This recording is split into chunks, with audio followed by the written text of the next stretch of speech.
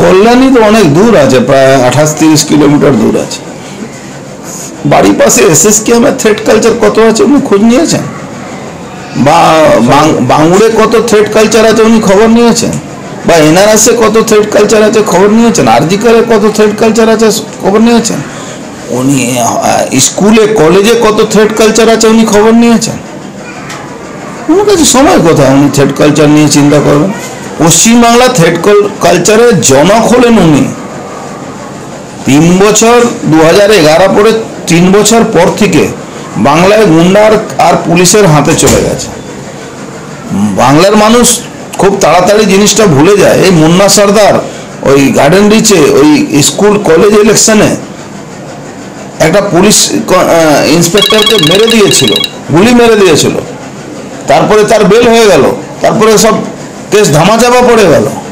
Thread culture তো উনি ওনার বাড়ি পাশ থেকে তৈরি হয়। উনি কি বলছেন এইসব সব লোক দেখানোর ব্যাপার? যখন মানুষ আস্তে আস্তে সরে যাচ্ছে, বাংলার বাঙালি হিন্দু সমাজের মানুষরা যারা বুঝতে পারছেন, জনমানস এবং বুঝতে পারছে কি পশ্চিমবাংলা আর বসবাস করা যাবে না। যেভাবে থ্রেড কালচার শুরু হয়েছে, যেভাবে এক্সটর্শন শুরু হয়েছে, যেভাবে লুট শুরু হয়েছে, যেভাবে স্বাস্থ্য ব্যবস্থাটাকে ভেঙে পড়েছে, 2 নম্বরই ওষুধ সাপ্লাই হয়ে ইউজ আর্টিকেলগুলো সাপ্লাই হয়ে যাচ্ছে, বিক্রি হয়ে যাচ্ছে পরিষ্কার করে। তো এখানে একটা বড় ধরনের চক্রান্ত চলছে। সেই চক্রান্তের মূল কাণ্ডারি হলেন উনি। এখন নাটক করার জন্য মিডিয়ার সামনে এখন এইসব নাটক করছে। ওনার ডেকে বলতে হয়। রাত্রিবেলা উনি বললেন কি এই এখানে সব দুপুরবেলা একটা মিটিংয়ে উনি বললেন কি সব রাস্তা দখল হয়ে গেছে, বিকাল মধ্যে সব রাস্তা ভেঙে পুলিশ সাফ করে দিল, ফুটপাত তুলে দিল। আর ওনাকে ডেকে বলতে হচ্ছে মিডিয়ার সামনে। নাটক করছেন উনি। বাংলার মানুষ সব বুঝে। শিক্ষাগত যোগ্যতা তো থাকা দরকার নেই। তৃণমূল করলেই আপনি মেডিকেল পরীক্ষা পাস করিয়ে দেবে এই সন্দীপ ঘোষের মতন লোকেরা, প্রিন্সিপালরা।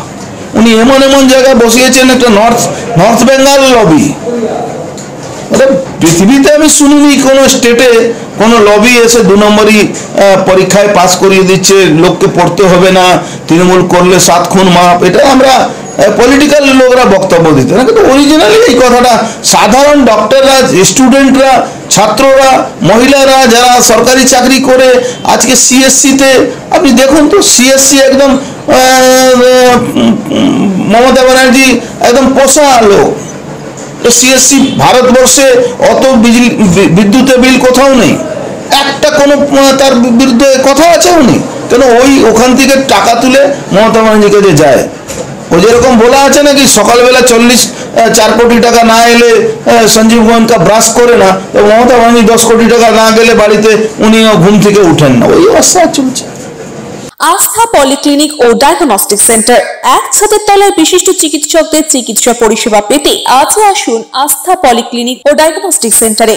এখানে সব রকম রক্ত, মল, মূত্র ও কফ পরীক্ষা এবং ECG, easy, EMG, NCD, PFT 24 ঘন্টা হল্টার মনিটরিং ও ফিজিওথেরাপি অতি সুলভে করা হয়। আমাদের ঠিকানা নোনা চন্দনপুকুর, চ্যাটার্জি পাড়া। আমাদের যোগাযোগ নম্বর 7003758330।